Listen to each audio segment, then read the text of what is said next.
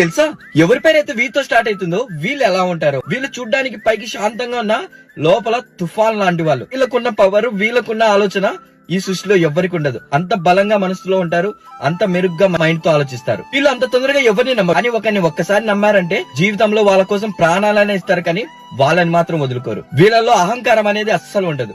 వీళ్ళల్లో ఉండేది ఏంటంటే ఆత్మవిశ్వాసం.